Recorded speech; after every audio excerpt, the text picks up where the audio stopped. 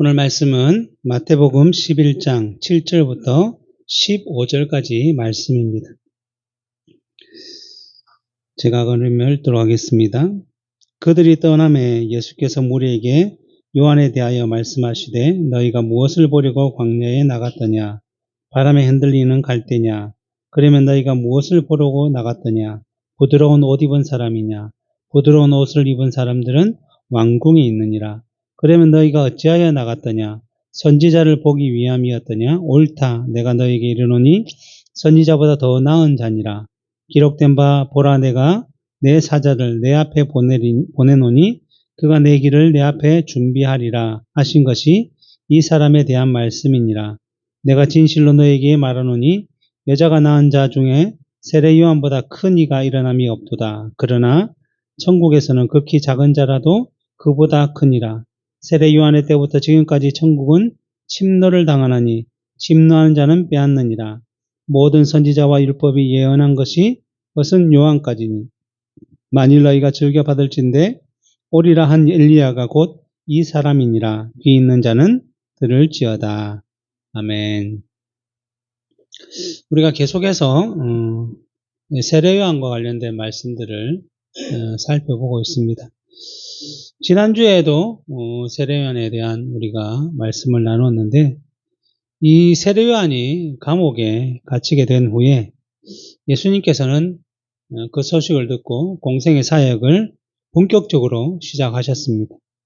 권위 있는 말씀을, 복음을 선포하시고 또 모여든 무리들의 병과 귀신 들린 것을 고치시며 또 여러 가지 이적과 기적을 행하셨던 것입니다. 그래서 이러한 소문이 널리 퍼져서 점점 더 많은 무리들이 예수님을 따르게 되었습니다. 이러한 소문이 세례 요한의 제자들에게도 들렸고 그 소문을 감옥에 있는 세례 요한에게까지 전했던 것입니다. 그러자 세례 요한이 제자들에게 그렇다면 너희가 예수님께 가서 오실 그분, 즉 메시아가 당신이십니까? 아니면 우리가 다른 메시아를 기다려야 됩니까? 라고 물어보도록 요구를 하였습니다. 이 질문만 보면 세례 요한의 믿음이 감옥에 갇히는 그런 어려운 상황으로 인해서 좀 약해지고 흔들리는 모습을 보이는 것처럼 여겨질 수 있지만 그렇지 않다라는 것을 우리는 알 수 있습니다. 왜냐하면 세례 요한은 예수 그리스도보다 앞서와서 예수 그리스도를 예비하러 준비하러 보내심을 받은 사람이었습니다. 그래서 우리가 마태복음 3장 1절부터 3절에 보면 그때에 세례 요한이 이르러 유대 광야에서 전파하여 말하되 회개하라 천국이 가까이 왔느니라 하였으니 그는 선지자 이사야를 통하여 말씀하신 자라. 일러스되 광야에 외치는 자의 소리가 있어 이르되 너희는 주의 길을 준비하라. 그가 오실 길을 곧게 하라 하였느니라 라고 말씀을 하고 있습니다. 그래서 세례 요한은 자신에게 주어진 그 사역을 잘 감당하면서 광야에서 외치는 자의 소리로서 회개하라 천국이 가까이 왔다라고 외쳤고 또한 유대인들에게는 너희가 회개에 합당한 열매를 맺지 아니하면 아브라함의 후손이라고 자부심을 아무리 가진다고 할지라도 구원을 받지 못한다. 마치 나무 뿌리에 도끼가 놓인 것처럼 곧 찍어 버리게 될 것이다 라고 강력하게 외침으로써 많은 유대인들이 자신들의 죄를 자복하고 회개의 세례를 받기 위해 요한에게 나왔다라고 말씀하고 있습니다. 그리고 요한이 이렇게 세례를 베푸는 곳에 예수님께서 오셨고 또 세례 요한이 예수님을 향해 보라 하나님의 어린 양이로다 라고 외쳤으며 또 예수님에게 세례를 베풀 때에 하나님의 성령이 비둘기같이 예수님께 임하는 것도 자신이 보았다라고 말씀하고 있습니다. 이처럼 자신에게 주어진 사역을 잘 감당하고 그 사역의 대상이신 예수님의 오심을 또 분명히 보았고 확인했던 세례 요한이 그는 흥하여야 하고 나는 쇠하여야 하리라 라고 외쳤던 세례 요한이 갑자기 감옥에 갇힌다고 해서 그 모든 일에 대해서 의심을 품고 예수님 메시아가 맞는가? 우리가 기다리던 그리스도가 맞는가? 라고 생각하는 것은 좀 설득력이 없어 보인다라고 할 수 있습니다. 그러기에 세례 요한이 제자들에게 예수님이 메시아가 맞는지 가서 물어보도록 한 것은 세례 요한 자신이 믿음이 흔들려서 그렇게 한 것이 아니라 세례 요한의 제자들이 세례 요한의 그 사명을 바르게 깨닫지 못하고 단지 예수님을 자신의 선생인 세례 요한의 일과 그 사역, 사람을 빼앗아가는 사람으로 오해하였기 때문에 그렇게 요구한 것입니다. 이전에는 사람들이 세례 요한에게 다 몰려와서 죄를 자복하고 세례를 받았는데 예수님이 등장하신 이후에 사람들이 점점 예수님께로 향하게 되니까 그런 모습을 보고 마음이 아팠고 또 자기의 세례 요한의 제자들 중에 또 몇 사람이 또 예수님의 제자로 들어가는 모습도 보았고 여러 가지 시기와 질투심이 있었던 것이고 그러기에 금식이나 뭐 여러 가지 예수님에 대한 비난 문제를 가지고 바리새인과 서기관들이 hir문할 때에 세례 요한의 제자들도 거기에 껴서 동조할 때도 있었던 것입니다. 그래서 이러한 세례 요한의 제자들의 모습과 행동이 바른 모습이 아니고 바른 자세가 아니라는 것을 세례 요한은 알았기 때문에 이제 자신들의 제자들은 감옥에 있는 이 세례 요한 자신이 아니라 예수님께로 나아가야 하기 때문에 자신의 제자들로 하여금 예수님께로 나아가서 메시아이심을 묻고 그에 대한 답을 듣고 이제 자기를 떠나 예수님께로 예수님의 제자가 되도록 하기 위해 보냈다라고 할 수 있는 것입니다. 그리고 예수님께서도 이러한 세례 요한의 질문과 의도를 아셨기 때문에 세례 요한의 제자들에게 예수님의 자신의 사역을 통해서 드러나는 모습, 즉 병든 자가 낫고 귀신 들린 자가 치유되고 또 복음이 전파되는 일들을 통해서 이 모든 것이 메시아가 세상에 와서 이루어지게 될 것임을 예언한 이사야의 예언과 같이 분명하게 이루어지고 있으니 너희는 이러한 증거를 통해서 확신을 가져라라고 말씀해 주셨습니다. 그러시면서 이러한 예수님의 사역을 통해서 그것을 보고 실족하지 않는 자는 복이 있다라고 말씀하심으로써 그동안 예수님은 높아지고 세력이 불어나지만 자신의 선생인 세례 요한은 감옥에 갇히고 그 세력이 점점 줄어드는 것으로 인해서 실족했던 그 세례 요한의 제자들에게 참된 것을 보고 깨닫고 이제 또 새로운 더 믿음의 진보가 일어날 수 있도록 말씀해 주셨던 것입니다. 그래서 이러한 질문과 대답이 이제 다 끝나고 나서 세례 요한의 제자들이 돌아간 후에 물론 뭐 세례 요한의 제자들 중에 예수님의 말씀을 듣고 이제 세례 요한에 갔다가 이제 예수님께로 가겠습니다 하고 온 사람도 있을 것이고 또 여전히 그 마음에 질투와 시기를 가지고 이해하지 못하고 더 실족한 사람도 있을 것이지만 예수님께서는 이제 그 후에 세례 요한에 대해서 좀 더 사람들에게 자세하게 말씀하심으로써 세례 요한은 믿음이 흔들린 것이 아니라 그의 사역은 하나님이 예비하신 특별한 사역이었음을 증거해주고 있음을 볼 수 있습니다. 그래서 오늘 본문을 보시면 7절부터 9절에 그들이 떠남에 예수께서 무리에게 요한에 대하여 말씀하시되 너희가 무엇을 보려고 광야에 나갔더냐 바람에 흔들리는 갈대냐 그러면 너희가 무엇을 보려고 나갔더냐 부드러운 옷 입은 사람이냐 부드러운 옷을 입은 사람들은 왕궁에 있느니라 그러면 너희가 어찌하여 나갔더냐 선지자를 보기 위해 이었더냐 옳다 내가 너희에게 이르노니 선지자보다 더 나은 자니라 라고 말씀하고 있습니다. 무슨 말씀인가 하면 이 세례 요한은 예수님을 예배하러 와서는 그에게 주어진 사역 광야에서 외치는 자의 소리라고 예언된 대로 광야에서 생활하고 또 광야에서 회개하라 천국이 가까이 왔다라고 외치며 나아온 사람들에게 세례를 베풀었습니다. 그런데 우리가 알고 있듯이 이 세례 요한은 누구의 아들이었냐면 그 당시 제사장의 아들이었고 이 제사장은 유대 종교 지도자 중에 한 부류였습니다.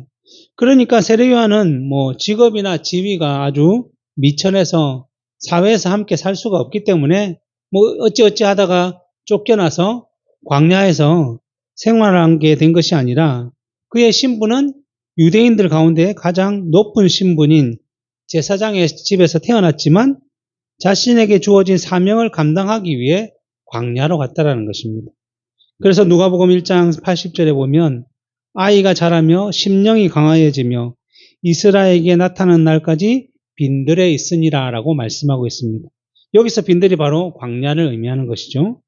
그런데 이처럼 황무한 곳, 빈들, 광야, 사람이 먹고 마실 수 있는 것을 쉽게 구할 수 없는 곳, 그래서 사람이 살 수 없는 곳에 어느 날 한 사람이 등장해서 회개하라 천국이 가까이 왔다라고 외쳤다라는 것입니다. 그런데 이러한 외침은 사람이 살지 않는 광야에서의 외침이기 때문에 일반적으로 생각해 보면 아무런 의미 없는 정말 허공에다 외치는 것과 같은 것과 마찬가지라고 할 수 있습니다. 왜냐하면 일반적으로 세상에서 장사를 하든 아니면 뭐 사업을 하든 대체적으로 어떤 생각을 가지고 있느냐 하면 사람들이 많이 다니는 곳, 뭐 그들의 표현대로는 목이 좋은 곳, 이런 곳에서 사업을 하고 장사를 해야 사람들이 많이 보고 사람들이 많이 찾아올 것이다라고 생각을 가지고 있습니다. 그래서 그곳이 세상에서는 월세가 더 비싸고 전세도 더 비싸고 높은 가격을 유지하고 있는 거가 다 일반적이라고 할 수 있습니다. 그러나 세례요한은 예수 그리스도를 알리고 그를 준비하러 왔다고 하면서 사람들이 많이 살고 있는 유대와 예루살렘, 즉 우리나라의 서울과 같은 곳에 가서 사람들이 많이 모여들고 있는 곳에서 외친 것이 아니라 오히려 사람들이 없는 아주 적은 광야에서 회개하라 천국이 왔다라고 외쳤다라는 것입니다. 어떻게 보면 아무도 듣지 않는 곳에서 외쳐봤자 무슨 소용이 있느냐라고 할 수 있겠지만 이 세례요한의 외침은 단순히 한 사람의 외침이 아니라 또 그 절기와 같은 소리가 아니라 하나님께서 자기 백성들을 위해 준비하신 그 복음의 외침이었기 때문에 이 외침에 광야에서 일어났지만 사람들이 반응을 했다라는 것입니다. 마치 하나님께서 천지를 창조하실 때에 아무것도 없는 상황 가운데 빛이 있으라 말씀하시니 빛이 생겼고 땅은 풀과 씨 맺는 채소와 열매를 내라 하니 땅이 그것을 그대로 내었던 것처럼 아무도 살지 않고 오지 않던 광야에 하나님의 뜻을 따라 그대로 행하니 그 복음에 사람들이 반응해서 성경에 보면 온 유대와 예루살렘에서 사람들이 세례요한에게 몰려들었다라고 말씀하고 있는 것입니다. 물론 그렇다고 해서 오늘날도 우리가 복음을 전할 때 늘 사람이 없는 곳으로 가야 된다라고 하는 것이 아니라 하나님의 뜻을 따라 주어진 곳에서 하나님의 뜻을 따라 행하게 된다면 반드시 하나님의 선한 역사가 일어난다는 사실을 우리에게 보여주고 있는 것이죠. 그래서 우리로 하여금 서울로 가서 외치라고 하면 우리는 서울에 가서 외쳐야 되는 것이고 감옥으로 가서 외쳐야라고 한다면 우리는 감옥에서 외쳐야 되는 것이고 너는 너의 집에서 외치라고 한다면 우리는 그 자리에서 외치는 것이 주의 뜻임을 기억하며 살아가야 한다는 것입니다. 우리의 생각이 아니 그래도 내가 사람이 많은 거 동창회나 동문회나 어디 가야 된다 내 생각으로 내 뜻으로 그렇게 간다고 한다면 그것은 하나님의 뜻이 아니라는 것입니다. 하나님의 뜻이 우리에게 주어질 때에 그 뜻대로 행할 때에 놀라운 역사가 나타난다는 사실을 이 세례요한을 통해서 우리에게 보여주고 있다라고 할 수 있습니다. 그래서 이 광야에서 아무도 없는 곳에서 세례요한이 외쳤는데도 그의 외침에 많은 이들이 온 유대와 예루살렘으로부터 나와 자신의 죄를 돌아보고 자복하며 죄 사함의 세례를 받았다라고 말씀하고 있습니다. 이렇게 된 이유는 당시에 세례요한이 아주 감동스럽게 또 지혜롭게 또 웅변을 잘해서 사람들을 잘 설득해서 이런 현상이 일어나는 것이 아니라 하나님께서 주신 사명대로 그 뜻대로만 제대로 외쳤을 때에 이러한 일이 발생되었다라는 것입니다. 그래서 예수님께서도 이러한 세례요한의 사역, 그의 외침에 대해서 너희가 광야로 나간 것이 무엇을 보기 위해 나간 것이냐? 부드러운 옷을 입고 좋은 옷을 입고 즐기는 사람을 보기 위해서 나간 것이냐? 아니야. 그것은 세상에서 사회에서 마음대로 볼 수 있지 않느냐. 그런데 너희들이 아무것도 없는 광야에서 외치는 소리에 반응하고 나온 것은 바로 세례요한이 선지자였기 때문이었다라고 말씀하고 있습니다. 그리고 더 나아가서 무슨 말씀하고 있죠? 이 세례 요한은 선지자보다 더 나은 자다라고 말씀해 주고 있습니다. 그렇게 말씀하시면서 오늘 본문 마태복음 11장 10절에 말라기 3장 1절에 인용해서 말씀하셨는데, 기록된 바 보라, 내가 내 사자를 내 앞에 보내노니 그가 내 길을 내 앞에 준비하리라 하신 것이 이 사람에 대한 말씀이다 라고 말씀해 주고 있습니다. 결국 예수님께서 세례 요한을 선지자보다 더 나은 자라고 말씀하신 이유는, 일반적으로 모든 선지자들은 그의 사명들이 다 하나님의 말씀을 전하는 것이기 때문에 누가 높고 누가 낮고 누가 더 뛰어나고 이렇게 할 수가 없죠. 왜냐하면 하나님의 말씀을 그대로 전하는 사람들이기 때문에 그 사람에게 그러한 계급적인 지위는 없다라고 할 수 있습니다. 물론 열왕기에 나오는 아합을 속였던 시드기야나 아니면 예루살렘에 나오는 유다 백성들을 속였던 하나냐와 같은 거짓 선지자들은 좀 다르다고 할 수 있지만, 일반적인 선지자와는 모두 다 하나님의 사자, 하나님의 대사와 마찬가지이기 때문에 누가 높고 낮다라고 말할 수가 없습니다. 그런데 예수님께서 세례 요한에 대해서 선지라고 하면서 다른 선지자들보다 더 나은 자다라고 말씀하신 이유는, 세례 요한이 구약에 나온 모든 선지자들보다 좀 더 특별한 은혜, 특별한 능력을 가지고 있었기 때문에 그들과 차원이 다른 사람이다라고 말씀하신 것이 아니라, 세례 요한이 세상에 온 목적과 시기 때문에 하시는 말씀이라는 것입니다. 세례 요한이 세상에 온 목적은 뭐냐면, 앞에서도 말씀드린 바와 같이 예수님보다 먼저 와서, 좀 더 먼저 와서 예수님께서 하실 일에 대한 그 복음의 사역을 준비하는 사역을 했다라는 것입니다. 그리고 구약 성경의 여러 구절에서도 예수님에 대해서 미리 예언한 선지자들이 있습니다. 이사야와 말라기나 미가나, 이 선지자들도 모두 다 예수님의 사역을 준비하듯이 예수님께서 오셔서 자기 백성들을 위해서 구원을 이루실 것이다라는 예언들을 했습니다.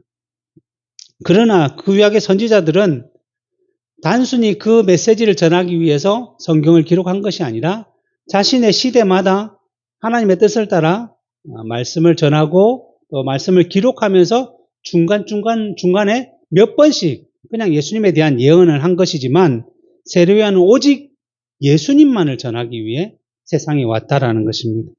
그리고 세례 요한은 실제로 그 일을 하면서 누구를 보았냐면 예수님을 보았다라는 것입니다. 그리고 예수 그리스도에게 세례까지 베푸는 일까지 했다라는 것이죠. 그러기에 구약의 모든 선지자들이 단지 상징적으로, 예표적으로 그림자와 같이 메시아를 예언하고 소개했다면, 이 세례 요한은 직접 보고 소개하며 만나기까지 했으니 다른 선지자들보다 좀 더 분명하게, 선명하게 증거했다라는 의미로 더 나은 자다라고 말씀하고 있는 것입니다. 물론 우리가 알고 있듯이 구약과 신약은 동일한 내용을 전하고 있습니다. 그래서 어느 것이 구약은 옛날 거고 신약은 좋은 거다라고 말할 수 없고, 말하는 방식만 다를 뿐이지 구약과 신약은 동일하게 하나님의 말씀을 전하고 예수 그리스도를 전하는 것입니다. 그래서 구약과 신약은 동일한 것을 전하는 것인데, 구약 시대에는 자신들이 구원을 이루실 예수 그리스도의 사역을 직접 보거나 아니면 그것을 직접 듣거나 해서 하는 것이 아니라 오직 제사나 성막이나 절기를 통해서 상징적으로 보여주기 위해서 믿음으로 그것을 바라볼 수 있도록 전했을 뿐이지만, 실제로 신약 이후에는 예수님께서 십자가에서 죽으시고 우리의 죄를 사해 주시고 또 죽음에서 부활하여 주셔서 우리에게 구원과 영원한 생명을 주시고 또 승천하셔서 다시 재림하실 것을 우리에게 말씀하시고 올라가셨던 그 모든 일들을 신약 이후에는 다 알고 있기 때문에, 이 구약과 신약의 차이는 판명성, 선명성의 차이라고 할 수 있는 것이죠.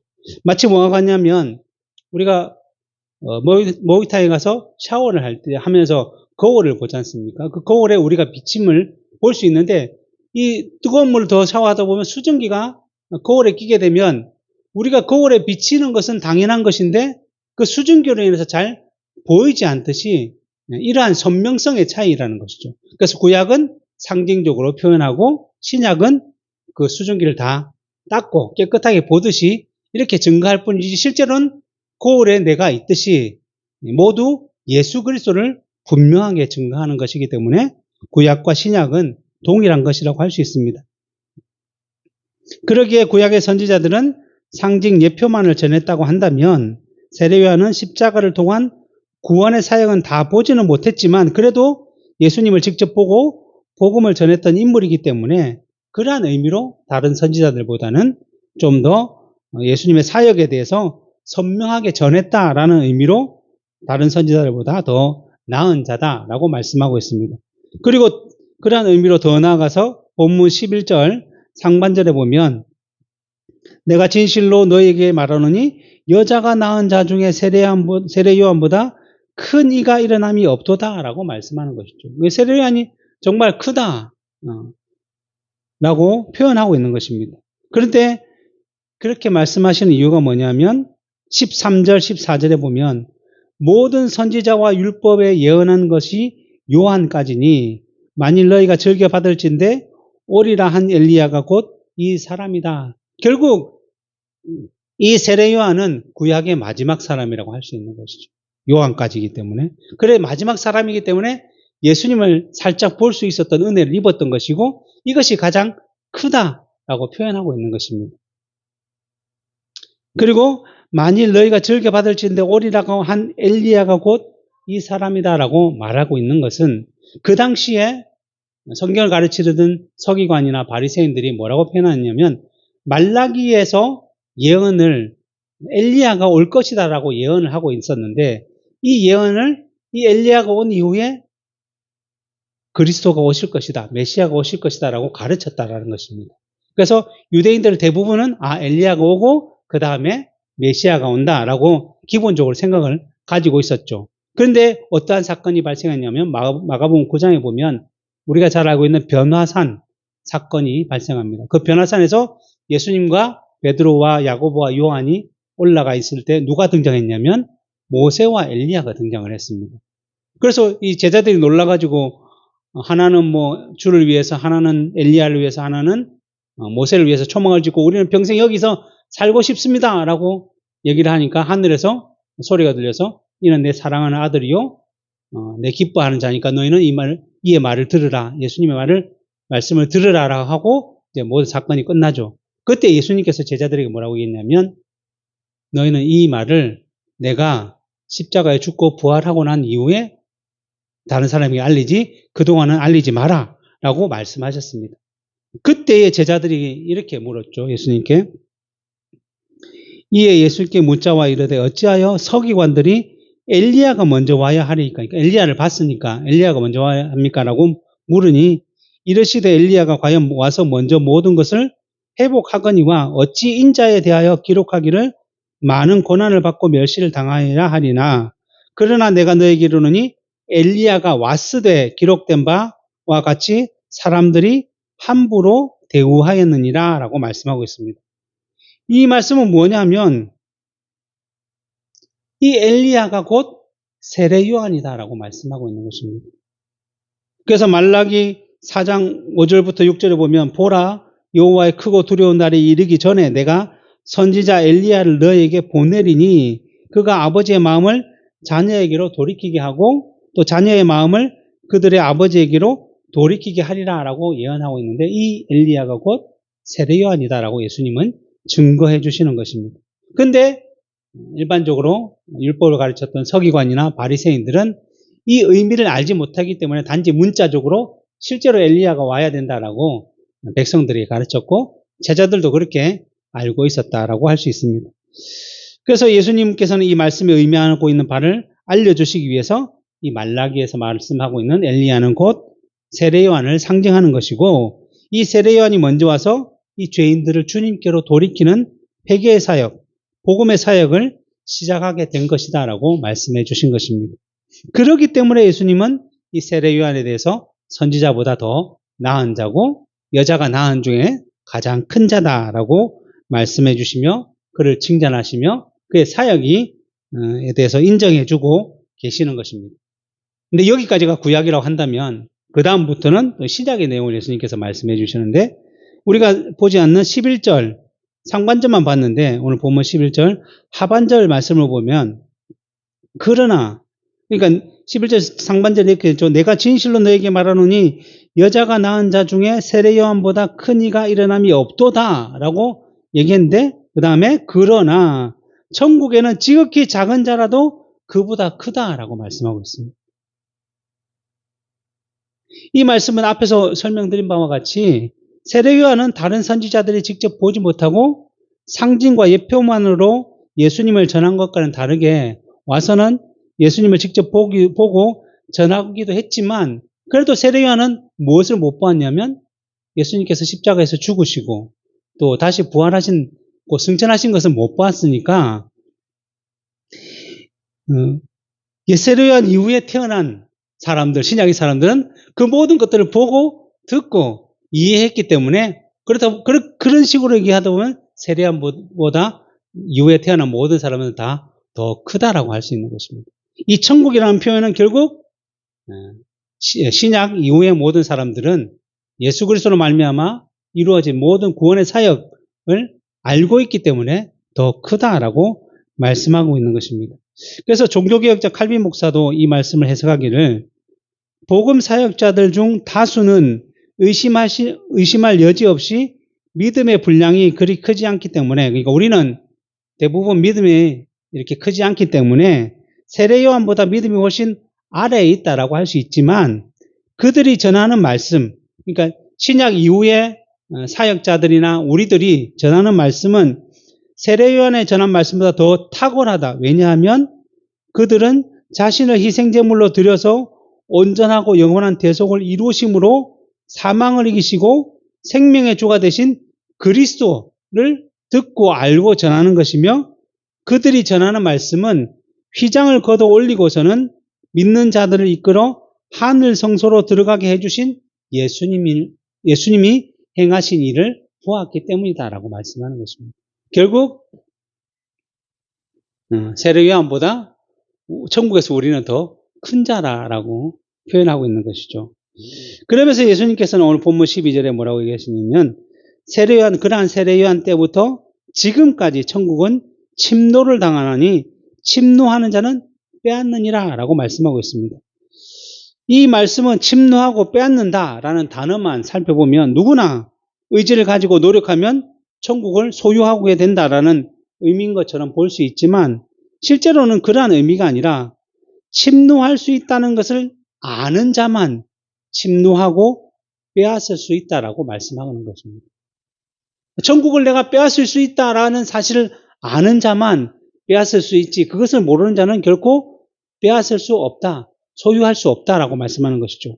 좀 더 설명을 드리면 이 마태복음에 이제 이 내용이 세례 요한에 대한 내용이 나왔지만 동일하게 누가복음 7장에도 이 내용이 동일하게 나와 있습니다. 그런데 거기에 마태복음에 없는 두 구절이 포함되어 있는데 그것이 뭐냐면 모든 백성과 세리들은 이미 요한의 세례를 받은지라 이 말씀을 듣고 하나님을 의롭다고 하되 바리새인들과 율법 교사들은 그의 세례를 받지 아니하므로 그들 자신을 위한 하나님의 뜻을 저버렸다라고 말씀하고 있습니다. 그러니까 세례 요한이 와서 회개하라 천국이 가까이 왔다라고 해서 천국의 문을 열었는데 그때에 그 말씀을 듣고 저 말씀이 맞다. 내가 저기로 가야 되겠구나. 그리고 자신의 죄를 돌아보고 죄를 회개하고 자복하고 세례 요한에 나와서 죄사함의 세례를 받은 자들은 천국을 침노하고 천국을 소유한 자들이 되었습니다. 일반 백성들 가운데 그런 사람들이 많이 있었다는 거죠. 그런데 문제는 그 당시 유대인들 가운데 종교 지도자라고 불리는 서기관, 바리새인, 사두개인 이런 사람들은 그 얘기를 들었지만 천국이 가까이 왔다는 얘기는 들었지만 침노하지는 않았다는 거죠. 오히려 세례 요한을 비난하고 비판하고 또 예수님께서도 동일하게 회개하라 천국이 가까이 왔다라고 말씀하셨지만 예수님의 공생의 사역을 반대하고 박해하고 핍박했던 사람들이 바로 이 유대 종교 지도자들이었고 그렇다면 그들은 결국 천국을 소유하지 못하고 침노하지 못한 상황이라는 것이죠. 그래서 결국은 어떠한 일까지 벌였습니까? 천국으로 가는 문을 열어주신 예수 그리스도를 십자가에 못 박아 죽였다라는 것이죠. 그 말은 무엇입니까? 예수 그리스도로 말미암아 우리가 구원을 받는 이유는 우리의 죄를 예수님께서 사해 주셨기 때문에 그것을 믿음으로 우리가 구원을 받는 것인데, 이 율법주의자들은 자신들의 의로 구원을 이룰 수 있다는 헛된 생각에 빠져서 예수님이 필요 없다라고 생각하며 예수님 천국으로 가는 길, 내가 곧 길이요 진리요 생명이니 나로 말미암지 않고는 아버지께로 올 수 없다라고 하신 그 예수님을 죽여버렸던 것입니다. 그래서 그들은 천국을 소유할 수가 없는 상태되었습니다. 그래서 천국이 침노를 당하지만 누구나 다 침노할 수 있는 것이 아니다. 에스겔 36장 26절부터 7절에 보면 또 새 영을 너희 속에 두고 새 마음을 너희에게 주되 너희 육신에서 굳은 마음을 제거하고 부드러운 마음을 줄 것이며 내 영을 너희 속에 두어 너희로 내 율례를 행하게 하리니 너희가 내 율례를 지켜 행할지라 라고 말씀처럼 하나님께서 성령을 통해서 중생 은혜를 입도록 믿음을 선물로 주신 자들만 자신의 죄를 깨닫고 회개하고 천국을 소유하는 열매를 맺게 된다는 것입니다. 그래서 사도행전 13장 48절에서도 이방인들이 듣고 기뻐하여 하나님의 말씀을 찬송하며 영생을 주시기로 작정된 자는 다 믿더라라고 말씀하심으로써 하나님의 백성으로 작정되고 예정된 자만이 성령의 놀라운 중생의 은혜를 통해서 이러한 놀라운 역사를 누리게 된다는 것입니다. 그리고 마지막으로 본문 15절에 귀 있는 자는 들을지어다 라고 말씀을 하심으로 좀 더 그 내용을 확증해 주고 있습니다. 이 말은 뭐냐면 일반적으로 청각장애인이 아닌 이상 모두 귀를 갖고 듣고 말하는 데를 다 알 수 있습니다. 그런데 예수님께서 그 당시에 사람들에게 그렇게 말씀하신 이유는 무엇인가 하면 우리의 몸에 붙어있는 귀로 듣는 말씀을 얘기하는 것이 아니라 영적으로 들을 수 있는 귀를 얘기하는 것이죠. 그래서 로마서 8장 5절부터 7절에 보면 육신을 따르는 자는 육신의 일을, 영을 따르는 자는 영의 일을 생각하나니 육신의 생각은 사망이요 영의 생각은 생명과 평안이니라. 육신의 생각은 하나님과 원수가 되나니 이는 하나님의 법에 굴복하지 아니할 뿐 아니라 할 수도 없습니다 라고 말씀하고 있습니다. 육신의 생각을 가지고 살아가는 자들은 영의 생각을 전혀 들을 수가 없죠. 그러니까 지금 이 땅에 있는 많은 사람들이 주일에 주를 예배하고 주를 찬양하고 경배할 수 있는 이 자리에 있는 것이 아니라 자기들이 원하는 데 가서 쉬고 놀고 즐기고 하고 있는 것이죠. 왜냐하면 그들은 복음이 이 온 세상에 퍼지더라도 그것을 들을 수 있는 귀가 없기 때문이죠.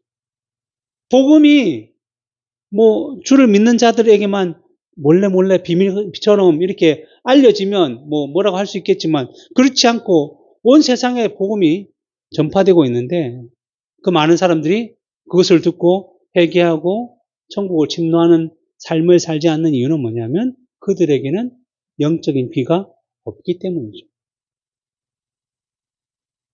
그러기에 이 복음의 메시지를 듣고도 자신의 죄를 돌아볼 수도 없고 또 하나님의 살아계심을 느낄 수도 없고 그러니까 여전히 세상의 육신을 따라 현실을 따라 살아갈 수밖에 없다라는 것입니다.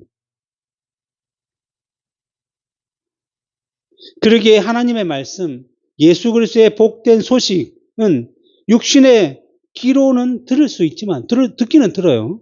그렇다고 해서 모든 사람들이 믿음으로 반응하며 천국을 침노하는 것이 아니라 오직 영적인 귀가 열려야만 듣고 반응할 수 있게 되는 것이며 오늘 바로 우리들과 같이 주일에 주님을 찾는 자들 또 이 주일이 가장 귀하고 합당하고 또 하나님의 은혜를 누리는 고심을 아는 자들 그러한 자들만이 이 자리에 앉아서 예배하며 천국을 누리고 있는 것이죠. 우리는 비록 이 땅을 살아가고 있지만 실제로 우리의 영은 무엇을 누린다고요? 천국을 누리는 거예요. 왜냐하면 주일이 다른 표현으로 하면 안식일이잖아요. 안식은 모든 쉼과 모든 기쁨과 즐거움이 있는 것이죠. 그런데 우리가 영원한 안식은 어디에서 누립니까? 천국에 가서 누리는 거잖아요. 근데 천국을 맛볼 수 있는 시간이 바로 이 시간이라는 거죠. 우리는 그것을 알기에 모든 것을 내려놓고 여기 와서 그것을 누리며 점점 젖어들지만 영적인 귀가 없는 자들은 그것을 누릴 수가 없는 거죠. 우리가 아무리 설명을 잘하고 야, 하나님이 이런 분이 천지를 창조하시고 온 우주를 만드시고 또 죄인들 우리를 예수 그리스도 자기 아들 예수 그리스도를 우리에게 보내주셔서 십자가에 죽게 하시고 또 부활하셔서 우리의 죄를 사하시고 영원한 생명을 주셨으니 너 이거 믿어야 된다. 이것을 너 받아들여야 된다. 얘기하지만 만약에 그 사람이 귀가 없다면 들을 수가 없죠. 물론 지금은 때가 아니기 때문에 내일 또 귀가 열릴 수도 있고 모레도 열릴 수가 있으니까 지금은 그 귀가 닫혀 있다는 것이죠. 우리는 그 귀가 열리기를 기도하면서 그들에게 복음을 계속 전해야 되는 사명을 가지고 있습니다. 그렇지만 닫혀 있는 만큼 그만큼 누리지 못하는 것이고 우리는 그것을 누리고 있다는 것이고 이것이 바로 하나님께서 우리에게 주신 은혜라고 할 수 있습니다. 이전에 교회에서 사역을 할 때 이런 사람들이 있어요. 주로 청년들인데 나는 세상에 좀 누릴 거 다 누리다가 죽기 전에 그냥 예수를 믿으면 천국 갔으면 좋겠다라고 생각하지만 그 사람들은 이 은혜의 누림을 모르는 거죠. 그래서 내가 이렇게 얘기했어요. 만약 네가 예를 들어서 삼성의 이재용의 아들이다, 딸이다. 근데 이재용의 아들이고 딸인 걸 죽기 전에 알으면 좋겠냐? 태어나면 알았으면 좋겠냐? 태어날 때 알아야 내가 누리죠. 마찬가지예요. 하나님의 아들이며 자녀라는 것을 우리가 태어나면서부터 알았다면 그것을 죽을 때까지 누리는 거예요. 하나님이 누구십니까? 온 천하 만물의 주인이시잖아요. 우리를 만드시고 온 세상을 만드신 분이 하나님이시에요. 근데 그 하나님이 우리와 함께 한다는 사실을 기억한다면 그거는 처음부터 안다면 얼마나 큰 은혜고 영광이겠습니까?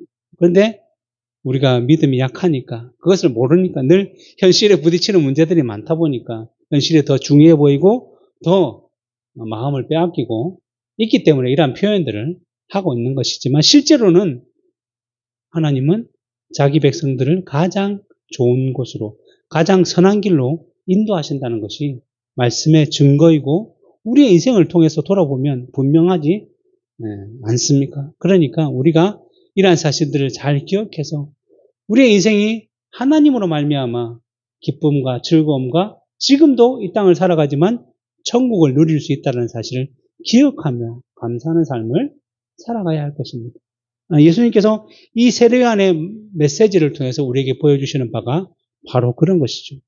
세례요한은 비록 예수님보다 먼저 와서 그것도 좋은 곳이 아닌 광야에서 사람들이 아무도 없는 곳에서 어릴 때부터 거기 있었답니다. 어릴 때부터 그 생활을 누렸고 그것에서 외치는 자의 소리와 같이 있었고 물론 중간에 많은 사람들이 그를 따르고 제자들이 따르고 세력이 높아지고 그 헤롯 왕에게까지 이렇게 큰 소리를 칠 정도로 또 지위가 높아졌지만 그는 교만하지 않고 그것을 자신의 세력으로 만들려고 하지도 않고 오히려 예수님에게 그는 흥하여야 되고 나는 쇠하여야 되리라라고 분명하게 얘기했고 감옥에 갇힌 순간에까지 자신의 제자들을 예수님께로 돌려보내고자 하는 이러한 일들을 했던 것처럼 우리도 마찬가지로 주의 사명을 받고 이 땅에 태어났고 이 땅에서 주의 뜻을 따라 살아가고자 한다면 우리에게 주어진 여러 가지 힘듦과 어려움과